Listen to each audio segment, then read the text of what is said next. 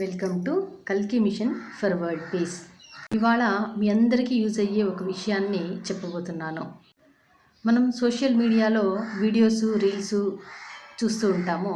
వాటిలో మనకి ఏవైనా నచ్చాయి అనుకోండి, వాటిని మన ఫ్రెండ్స్కి కానీ ఫ్యామిలీ మెంబర్స్కి కానీ షేర్ చేసుకోవాలి అని అనుకుంటాము.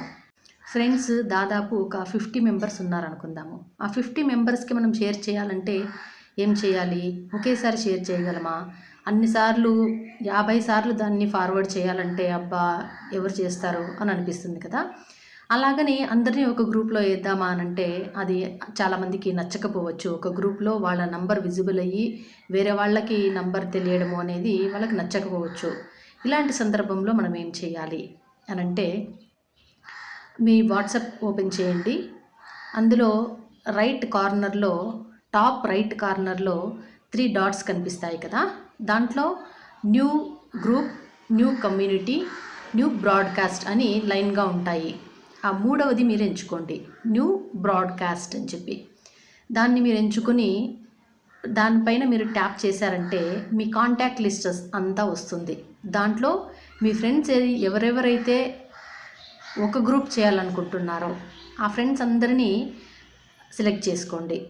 వాళ్ళకేం తెలియదు మీరు సెలెక్ట్ చేసుకున్నట్టు కానీ గ్రూప్ చేసినట్టు కానీ వాళ్ళకేం తెలియదు. కాకపోతే మీరు అందరికీ ఒకేసారి ఈ మెసేజ్ని పంపించడానికి అనువుగా ఉంటుంది.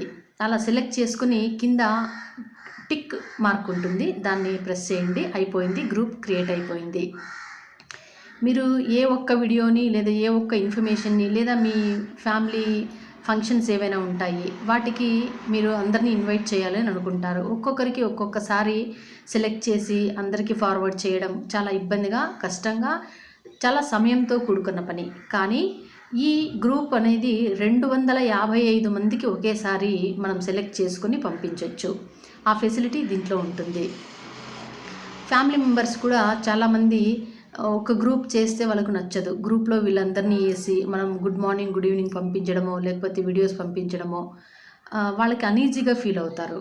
అందుకే ఇలా బ్రాడ్కాస్ట్ అనేదాన్ని మనం క్రియేట్ చేసామనుకోండి, ఫ్రెండ్స్ని ఒక గ్రూప్లోను, ఫ్రెండ్స్కి అని ఒక బ్రాడ్కాస్ట్, మళ్ళీ ఫ్యామిలీ మెంబర్స్కి అని ఒక బ్రాడ్కాస్ట్, ఇంకా బయట ఎవరినైనా మీరు ఒక సమ్ రిలీజియస్ విషయాలు పంపించాలి, స్పిరిచువల్ విషయాలు పంపించాలి అని అనుకోండి, అలా స్పిరిచువల్ పర్సన్స్ అందరినీ ఒక గ్రూప్లో వేసుకోవచ్చు. లేదా యువతకి సినిమావి కానీ ఇలా ఏవైనా మీమ్స్ కానీ పంపిస్తూ ఉంటారు కదా, అలాంటివన్నీ ఒక గ్రూప్ తయారు చేసుకొని వాళ్లకు సపరేట్గా వీడియోస్ పంపించుకోవచ్చు.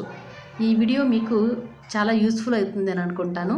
ఈ విషయం మీకు చెప్పడంలో నా స్వార్థం కూడా ఉంది. ఆ వీడియోస్ని గ్రూప్స్లో పెట్టండి అని చెప్పి అడిగేటప్పుడు చాలామంది ఏం చెప్తున్నారంటే మేము గ్రూప్స్లో లేము అని చెప్తున్నారు. కానీ మీ కాంటాక్ట్స్లో అయితే చాలామంది ఉంటారు కదా, వాళ్ళందరికీ కూడా నా వీడియోస్ని ఇలా పంపించవచ్చు. మీరు ఎవరైతే మీకు ఒక ఫ్రెండ్లీగా ఉంటారో, ఏదైనా ఒక విషయాన్ని షేర్ చేసుకోవడానికి వాళ్ళు సుముఖంగా ఉంటారో వాళ్ళందరినీ ఒక గ్రూప్ చేసి నా వీడియోస్ అన్నీ కూడా ఇలా బ్రాడ్కాస్ట్ అనే రూపంలో మీరు 100 మందికి కాదు, మీ కాంటాక్ట్లో ఎంతమంది ఉంటే అంతమందికి పంపించవచ్చు. 250గా డివైడ్ చేసుకుని ఆ 250 మెంబర్స్కి ఒకేసారి మీరు షేర్ చేయొచ్చు. కాబట్టి నా వీడియోస్ని ఎక్కువ మందికి షేర్ చేస్తారు ఈ విధంగా బ్రాడ్కాస్ట్ రూపంలో అని నేను ఆశిస్తున్నాను. Thank you.